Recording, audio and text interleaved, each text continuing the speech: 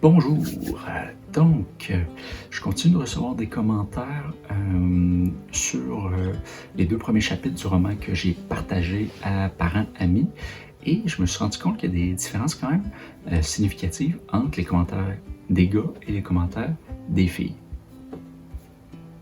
Puis ces commentaires-là, en les analysant un petit peu de plus près, je me suis rendu compte qu'ils me faisaient réfléchir un peu à mon persona, à la personne que j'imagine lorsque j'écris mon roman. Puis généralement, lorsqu'on explore cet enjeu-là là, sur Internet, sur YouTube, ce qui va être recommandé, ça va être de s'imaginer plus jeune.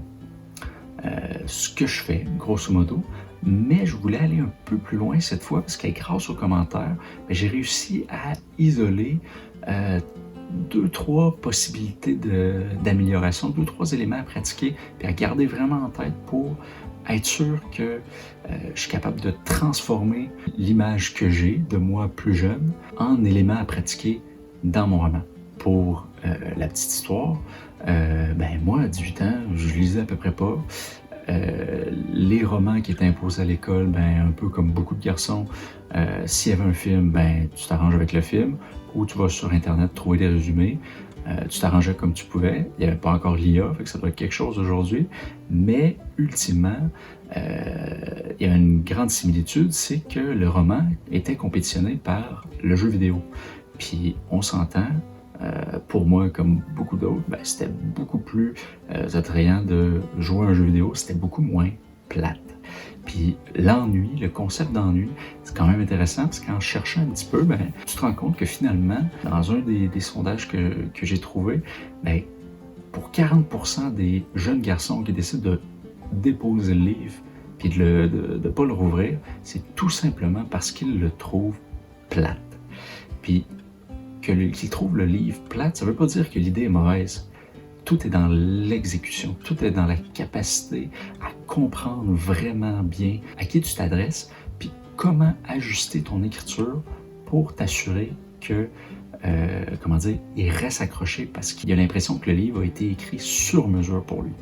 Donc, bonjour, je m'appelle Félix. Je me suis donné comme objectif d'écrire un livre d'environ 100 pages d'ici la fin de l'année 2025 et de réaliser une vidéo YouTube à toutes les semaines et je te partage mes bons, mes moins bons coups en espérant que ça te donne le goût de commencer toi aussi. Donc là, mon objectif, c'est d'aider le Félix de 18 ans à prendre le livre et le garder.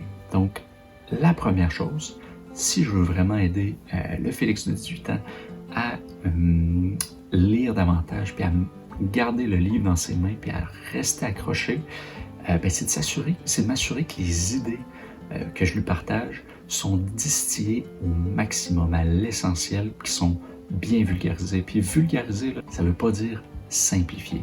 Parce que simplifier, c'est assez facile, mais il n'y a rien qui dit que l'autre personne à qui tu t'adresses va vraiment comprendre.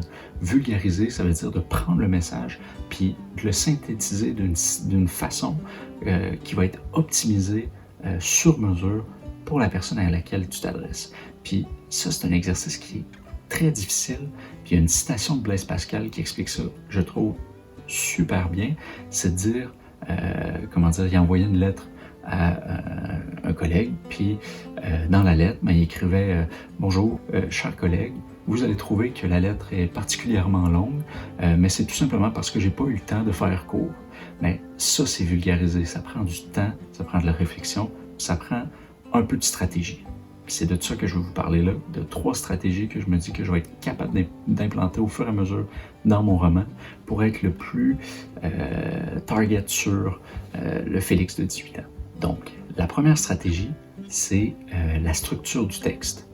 Il y a 2 éléments qui jouent dans la structure du texte en particulier qui peuvent faciliter beaucoup la lecture parce que l'objectif ici, c'est vraiment de, venir manipuler le cerveau jusqu'à un certain point, lui rendre la chose la plus facile possible, puis lui faire le moins peur possible. Puis pour réussir à faire ça, c'est assez simple. Il faut des petits paragraphes, que ce soit bien espacé, pas avoir peur de mettre, lorsque c'est percutant, une seule phrase, seule, puis alterner les petites puis les plus longues phrases. Puis j'ai trouvé une espèce de barème, là, Souvent, ce que je trouvais, c'était des phrases d'environ 12 à 18 mots maximum. On peut aller un peu plus loin, on peut faire des phrases un peu plus longues, mais il faut vraiment que ce soit choisi avec parcimonie, que ce soit vraiment qu'il y ait une raison. Le deuxième élément, c'est la structure narrative. Puis ça, c'était quand même intéressant, l'exemple que j'ai trouvé, c'est que ce que tu veux pour une scène, c'est commencer la scène le plus tard possible, puis la finir la plus tôt possible. Ça, ce que ça veut dire, c'est que tu veux pas trop d'introduction parce que l'introduction pour un lecteur qui n'est pas habitué, c'est plate. Fait qu'il faut tu n'as pas le choix de mettre un petit peu d'introduction, nécessairement, ça peut pas être action par-dessus action par-dessus action, mais si tu le réduis vraiment au maximum, puis que tu tombes directement dans l'action par la suite, tu gardes accroché le lecteur. Puis c'est un peu la même chose après ça avec la fin, c'est que tu veux pas trop une conclusion qui finit plus par jamais finir, tu veux une conclusion qui est relativement brève, puis qui donne tout de suite sur une nouvelle action, qui n'est pas nécessairement ultra dynamique, mais ça peut être un dilemme. Il y a plein de façons de créer des hooks, on dirait en anglais. Puis, encore une fois, une espèce de barème, ce serait d'avoir cette mécanique-là à peu près aux 1000 mots. Fait qu'encore une fois, je vais pouvoir essayer de voir si sur 1000 mots, je garde cette espèce de stratégie-là de commencer tard dans la scène, finir tôt, puis m'assurer qu'à chaque fois, il y a un bon hook qui garde le lecteur accroché. Finalement, le style de description, c'est pas mal l'élément sur lequel j'ai eu plus de commentaires des gars, puis que j'ai pas eu des filles. Puis c'est lié justement à l'élément précédent de rester dans l'action le plus possible, mais c'est que la description, justement, tu veux pas nécessairement trop la faire avant l'action, tu veux pas trop la faire après l'action, donc tu dois la faire pendant l'action. Puis un exemple, je me l'ai écrit vite tantôt, mais c'est de dire, par exemple, rouge de colère, il prit sa poutine, la lança sur la carte du Canada et sortit de sa chambre furieux. Bon, dans cette phrase-là, j'ai profité de l'action pour nommer des éléments qui donnent du contexte. Si on est au début d'un nouveau chapitre, au début du livre même, là on sait, ok, on est au Québec, puis c'est un Canada qui semble normal. Ça donne plein d'indices sans qu'on ait à avoir une grosse phase qui serait jusqu'à un certain point pour un lecteur non expérimenté, plate, où on fait juste décrire où on est en détail de mille et une façons. Puis, encore une fois, dans le style de description, je garde l'élément que j'ai trouvé dans la dernière vidéo, justement, avec Dostoïevski. Puis, c'est de combiner la description physique à la simulation mentale qui, grosso modo, c'est de simuler des futurs possibles.